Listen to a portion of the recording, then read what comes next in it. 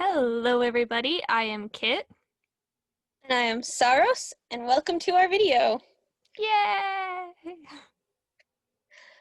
So, for introductions, first of all, Kit and we are proud creators of a webtoon called How to Create a Zombie Apocalypse, and we'll be having many more stories to come.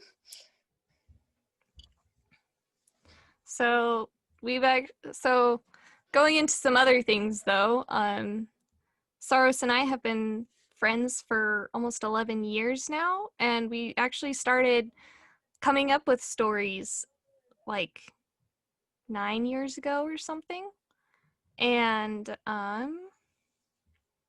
we started playing this specific kind of game with each other where it's kind of like an RPG game, where we'd pick characters, we'd make them up, we'd decide what they look like and how they acted maybe, and then we'd pick a setting and then we'd just go to town on it. We'd just improvise and we'd act it out, and yeah.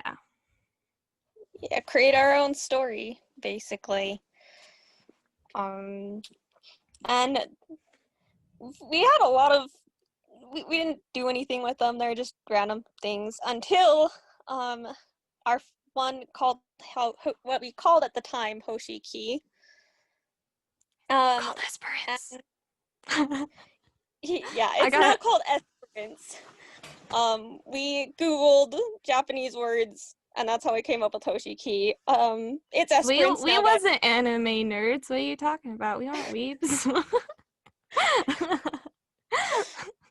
If you speak Japanese, we apologize. It is Esperance now. That should sit well on a little bit better on everyone's stomachs. Sits better on mine. It's a fancy name. Bravo, brother, for coming up with it. Bravo.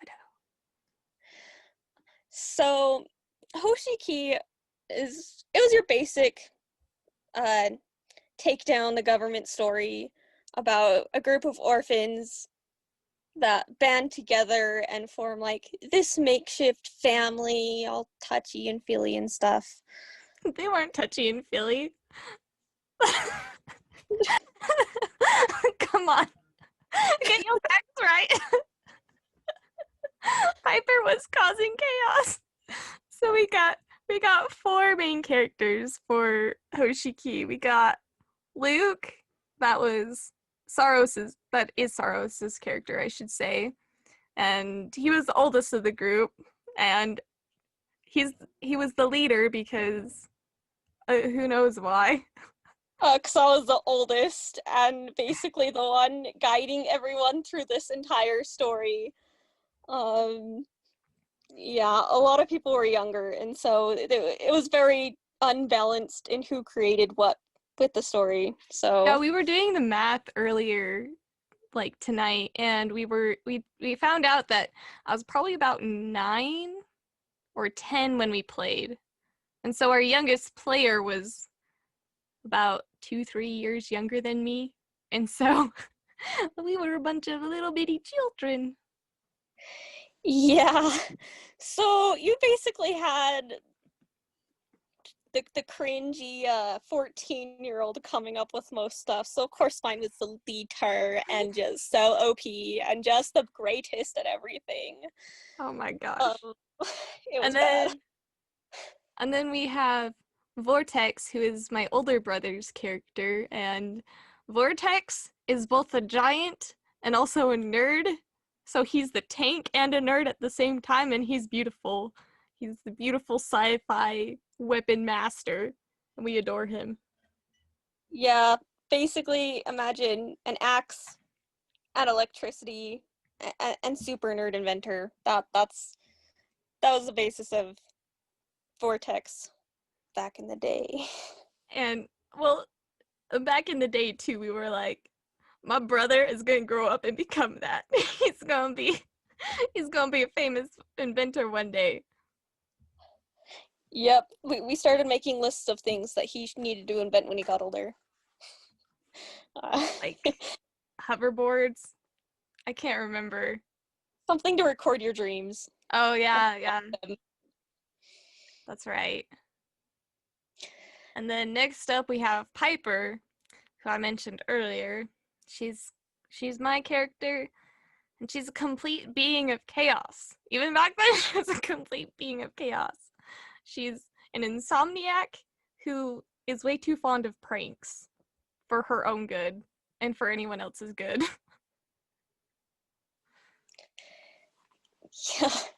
Yeah.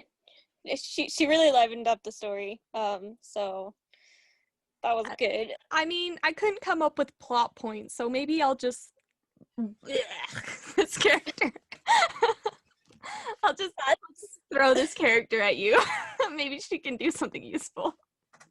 That's essentially what it was, to be honest. And then the youngest character is 12, but of course, we ended up upping the ages later on. Like our newer version, the characters are quite a bit older. They're closer to their adult years. But yeah, back then, our little bean child Rex was 12. Considerably older than the person that was playing him. Poor Rex. He didn't get the love and attention he deserved. So, her brother, he was about, like, we estimate about 7. He was there with the story, but didn't have much to add. And so, poor Rex was there, but not really. Hey guys, can I be in this scene? Yeah, that was our ongoing joke of Rex, and that tells you how bad that was. It was really sad. It was really sad, to be honest. They had some really cool ideas. He had some really cool ideas for his character. He just didn't know how to, like, play him. And so, yeah, he was an artist, fire boy. Now he's our angsty, angry teenager. Essentially. We're still figuring him out to some extent. But yeah, he had fire power, Piper had water, and Luke had wind. And then Vortex had electricity, if we didn't make that clear. He had, like, lightning. Yeah, it's kind of funny that I made Luke, like, so OP when he had, like, wind and... Well, I guess he was a master of every weapon ever. But, like, just the image of, like, this guy running at you with, like, this giant axe and lightning intimidate me far more than this scrawny kid that can use every weapon. Vortex is just terrifying. Like, I would... My brother describes him as, like, a little teddy bear that's, like, in a giant robot mech that will take you down, but he's really a teddy bear on the inside. It's so accurate, though. In some ways, I feel like Vortex was our most useful character, because Luke was all OP, but, like, anytime there's a problem, Vortex would, like, vomit science everywhere and fix it. That's so true. Piper wasn't useful. She'd be sleeping most of the time. which is still kind of true, sadly. Or pulling pranks. Which is also still pretty true. She had destruction mode. How much did she change? I don't know. She had chaos mode and sleep mode. There's no in between. And yeah, that's still pretty accurate. But yeah, we played this game for about 2 years. Like, just, like, we loved this game so much. My mom was saying that, like, whenever Saurus came over, all the kids would just disappear because we were all downstairs playing Hoshiki. Or Esperance in this case, I guess. She thought I was just awesome, but in reality, it was just our game. Everyone went down to play the game. And so we do this every chance we got, and we spent so much time in Kit's basement playing this game. There's so many memories in that basement from that. But, like, eventually, as all good stories do, it came to an end, and we were like, this sucks. we tried to get my brothers to play another game with us because we were like, well, we can't really like milk any more out of this game, so we gotta make a new story, make something just as good. Yeah, and then we had a game that like within like 1 or 2 like days or sessions or whatever of playing it, decided, nah, dumped it. Oh, was that the apocalypse one? Was the No, apoc that was the really sci-fi one with like Oh, creatures, aliens on the planets. oh, We turned that over to the only person that was actually still interested in it. oh, and he's doing wonderful things with it. He is. Wonderful things. I'm so proud. Um, I think we were so this, trying to remake Hoshiki is the thing. And that's probably why it didn't work out. yeah, like yeah, we were basically trying to remake Hoshiki. But then And we took another route. yeah, that essentially led us to come up with a game with just Kit and I. We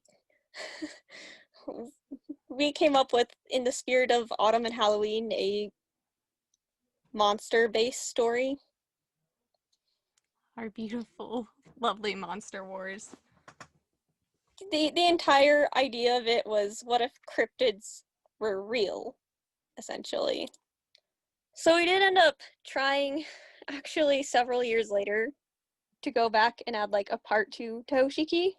And then we realized how bad our beloved but very cringy story was. So we will be revamping it, turning it into something more professional, getting it, Make put it out very there, nice. Very published. And nice.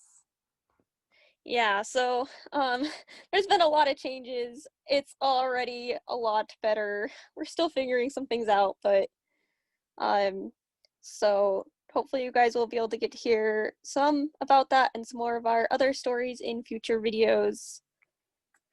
Thanks We wanted for to, watching. Is that what we do now? yes.